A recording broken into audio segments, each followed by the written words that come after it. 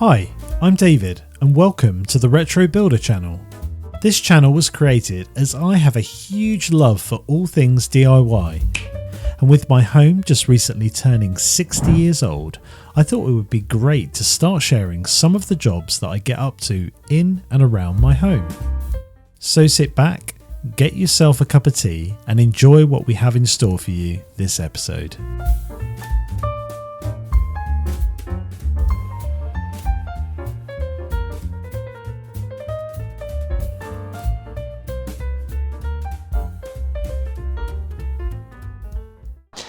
Hey everyone, welcome back to the channel and welcome back to a third and hopefully final episode of me installing an S-Plan heating system into my home to hopefully accept a brand new boiler that I'll be getting commissioned by an engineer. What I'm going to do is spin you around and give you a bit of an overlay of what we're going to be doing in this episode, because we do have a bunch of stuff to do outside on this very cold winter's day, as you can see me surrounded by frost. So yeah, there's no time like the present. Let me tell you what we're up to. Well, by spinning you around, I should be able to explain better. Today, we're going to focus on the outside area. So you can see here, waiting patiently, we have the brand new Worcester boiler that's going to fuel this home. And yeah, we've got the oil line to extend first. So the original boiler, when it was sat in that corner of the kitchen where the fridge freezer is, took its oil from the other side of the house. When I moved the boiler to an outside wall and stuck a flue here, I mean, let's not question the legality or building regs around this at the moment. The old boiler's gone and that's fine. I basically put a new oil line in underneath the decking into the home, so I need to essentially cut this here and couple onto it and then clip it to the wall and have it here waiting to hook up by an engineer as they come to commission the boiler. And then once we've done that, I need to work out roughly, by opening the side of the boiler and the top of the boiler up, where the central heating pipes, the flow and return, come out of the boiler, so I can drill some holes into the kitchen. I might get lucky and be able to reuse one of the many holes in there already rather than make new stuff, but we'll figure that out later. And then I can get into the stage of filling up the system and just checking for leaks and whatnot, maybe even flush it through, but we'll see how we get on. To start with, let's crack on with the oil line. So you know me by now. I want this area spick and span, clean and clear, free of all obstacles. Fundamentally, I want the space ready to work in and around it. So I start by removing all light items, and some not so light, and thought it would be a good chance to start showing you my new boiler. Look at it, green and glorious, and hopefully we'll be working soon. Anyway, we haven't finished clearing out, so here comes the bin full of shingles, essentially the leftovers from where I poured the concrete slab for the boiler to sit on. Then all my wife's many pots, which come spring will likely be repotted. We can now see a manhole, which is perfectly located near the boiler, as later on when an engineer commissions the boiler, a condensate pipe will need to drain off into this space. With a small pile of shingle to deal with, we reveal the manhole and then give it a quick rinse, and we're done with this side of the boiler. Later on this year, I want to smarten up the outside tap, so whilst I'm in the area, I thought I might as well ditch the old tile backsplash.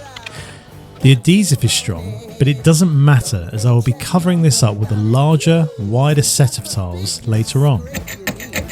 Out comes the old broken drain surround. With a quick inspection of the drain, I then wiggle the boiler away from the wall so I can attack what was once the old tumble dryer vent. I chip away at the vent in pieces as I want it cut away flush to the wall. We don't know it yet, but this hole will come in useful later on in the video. With the area clean and clear, I can now turn my attention to the boiler's oil feed, which, as I mentioned before, used to serve the old boiler inside the house. I make a quick hole in the side of the decking and straighten out some 10mm diameter copper oil pipe. This will need to have a conduit added after, but for now I'm installing it raw. With it straightened out, cut and clean, I offer up the 10mm pipe joiner and feed it through the hole I made up to the gap where I'll be joining it onto the existing pipe. I then start work on the pre-existing oil pipe, first cutting away the sleeving to reveal the copper pipe inside, cleaning it, crimping it to stop oil pouring out, cutting it, and then eventually joining it on to the new bit of pipe.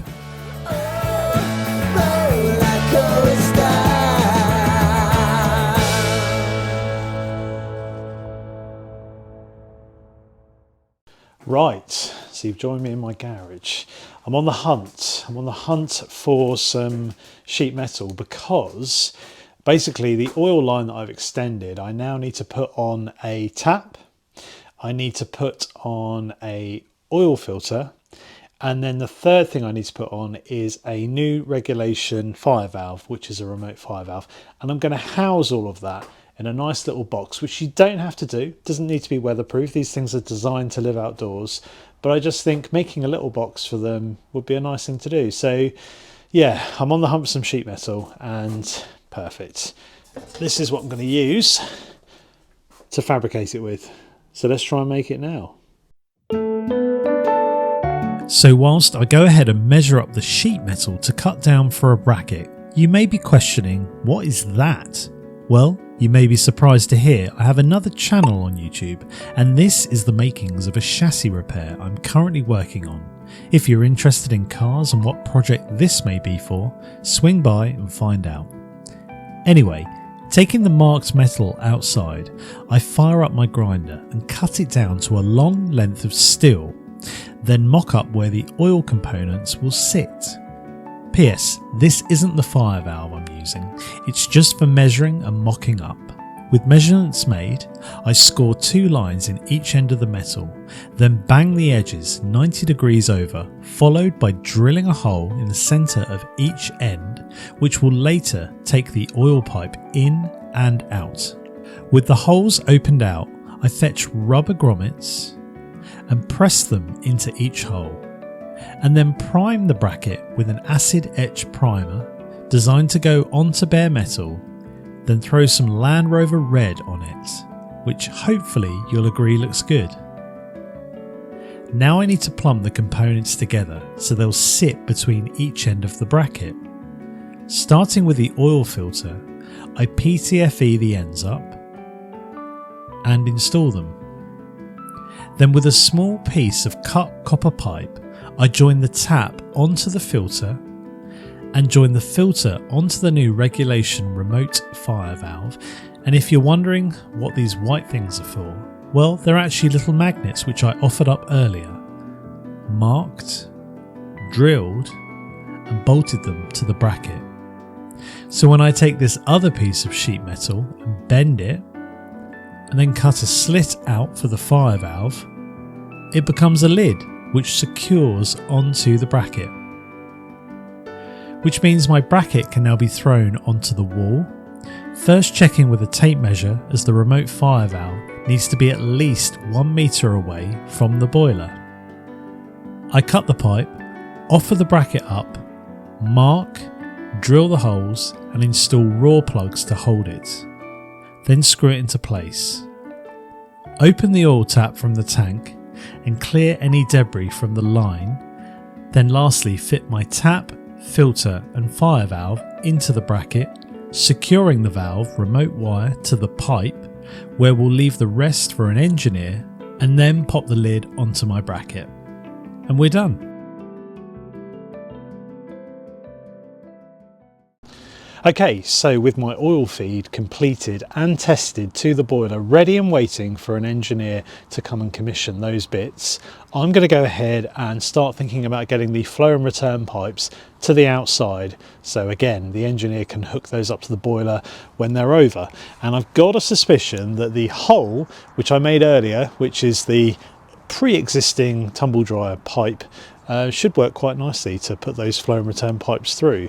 So let's go ahead, open that out and start thinking about connecting them on the inside. I start by using my extra long drill bits and my SDS drill to punch out the plaster inside the hole and then chisel out the waste. Finally cutting a small piece out of the kitchen cupboard which will allow a right angle joint to sit in this space. I then go ahead moving the boiler in front of the hole, measuring and marking out the rough location of the hole relative to the back of the boiler. There is already a pre-existing cutout in the back of the boiler, but if I were to use this, there would be joints exposed to the elements which are much harder to insulate well. I move the boiler so I can access the rear of it, mark roughly where the centre of my hole will be, check again, adjust, and eventually start drilling a new hole into the back using a special hole saw. Then move the boiler back against the wall and poke a pipe through, which we see it lines up nicely. To my amazement and disappointment, having inspected the inside of the boiler, it turns out there isn't a central heating pump included. But it's okay, as I retained this old thing from my old one, which worked perfectly well. It just needs some TLC. Clamping the pump into a vise, I was able to put some heat into the old valves that I want to replace, and then with some pliers on the nuts, I crack them off. With a quick wire brush and clean of the mating surfaces, I put some copper grease on the threads and I screwed on the new valve on one side, then on the other side. Next, I turned to the electrics, as the twin and earth cable in this was decades old. With the cover off, I simply loosened the terminal block and pulled the cables free. Then in went my 3-core flex cable, securely tightening in the wires and then popping the cover back on. I removed the placeholder 22mm flow pipe which was previously capped off, offer up the refurbished pump in its location, then mark where I want to remove some material from the backboard. Then using my trusty multi-tool, I took a chunk out from it. In fact, I took several chunks out of it. Then I cut some lengths of pipe, mounted a bracket to take the weight of the pump and sat it in place. Lastly, I knocked up the 22mm return pipe, and then all I had to do was send both pipes down toward the hole I made earlier and then outside to the boiler.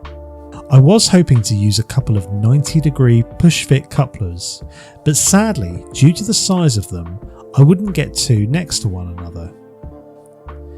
Comparing the push-fit to the compression fit, they're still both quite large, so I only really had one choice, a solder fitting, which we can see is noticeably smaller and should enable two pipes to fit alongside one another in the tube.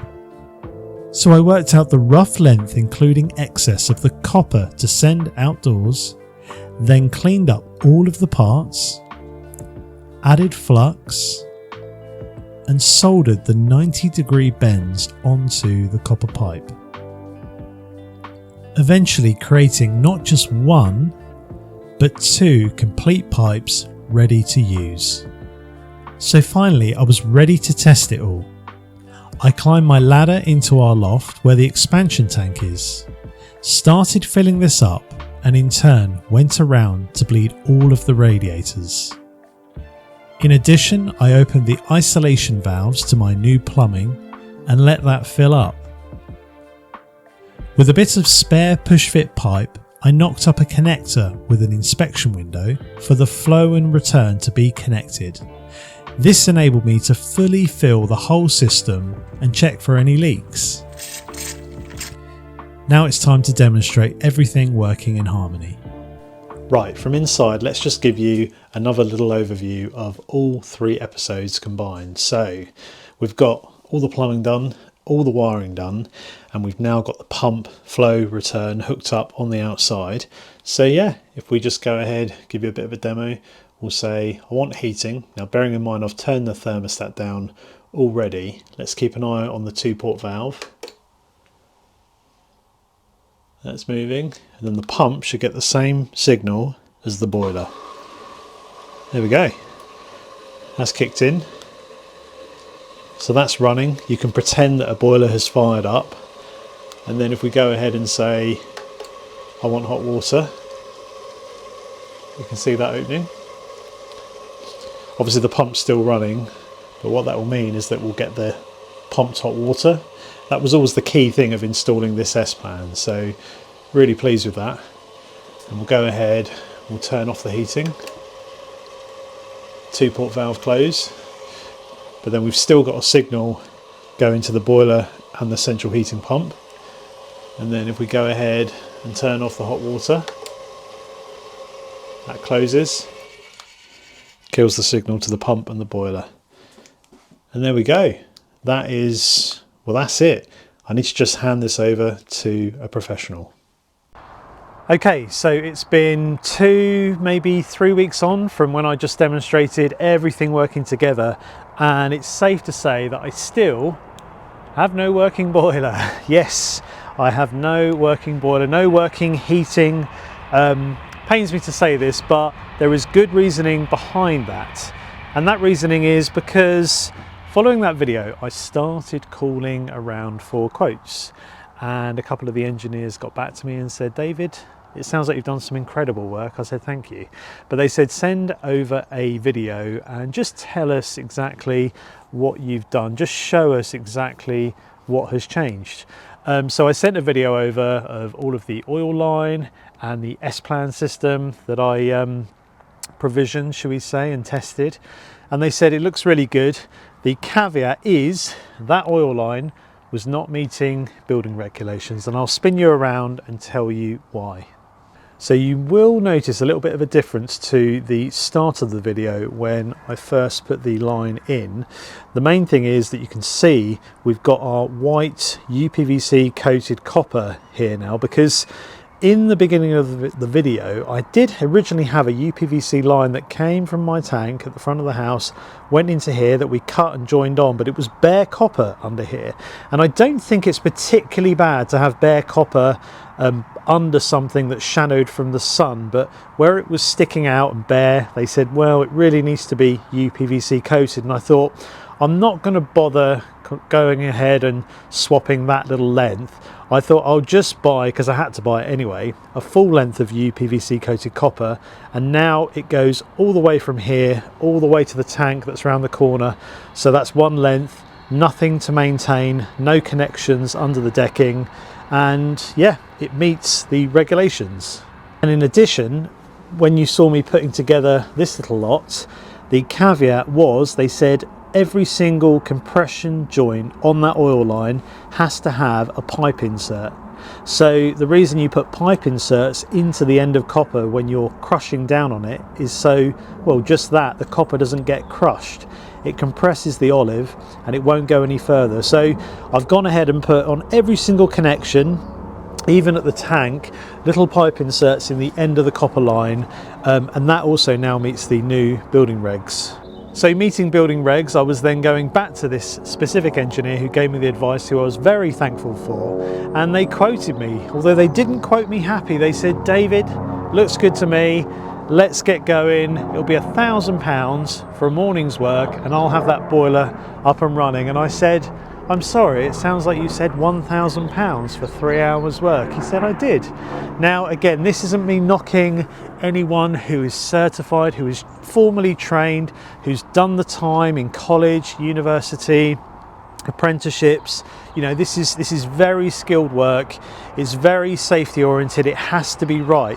But I cannot get my head around the fact that they were saying essentially £333.33 an hour for their time. It just doesn't add up to me. So I said, you know, thank you, I'll have a think about that quote. And then I reached out to a few more engineers who I'm waiting to hear back from, because they do say always get 3 quotes. And the problem with the oil boilers is that off-tech engineers, just oil engineers in general, are few and far between. But we'll see how we get on. So I'm hoping to come back with a new video to say I have working heating and everything is working in harmony, and my wife will be that much happier, as will I, to be fair, because I think I'm even losing patience with lighting the stove and turning on electric heaters and moving them from room to room. Oh, it'd be good to get central heating, and it is the end of January, so I mean, in another month it's basically going to be summer, right? So yeah, anyway, I will come back on the channel and let you know. So yes, and that's pretty much it. So that's me there. That's the end of this video. Obviously, if you've made it this far, fair play to you. You know, the engagement must be high for you. And yeah, thank you so much for the support. I hope you've enjoyed, well, not just this video, but potentially the first two. And if you haven't caught up on the first two, go back to the beginning. Go and see how I got this little lot working. And yeah, obviously don't forget to hit the like button if you like it. Hit the unlike button. Is that a thing? I mean, yeah, if you don't like it, unlike it. Drop a comment. Didn't like it. What didn't you like? I mean, give me honest feedback. I mean, I can't make videos if you don't like stuff and you don't tell me what you didn't like. But anyway, if you are enjoying the series and you want to follow me on this epic project, do not forget to hit the subscribe button. That would be most welcome. But until next time, I bid you all farewell, and hopefully we'll all be that little bit warmer in the next video. So yeah, that's me. Take care. Have an amazing weekend and goodbye. See ya.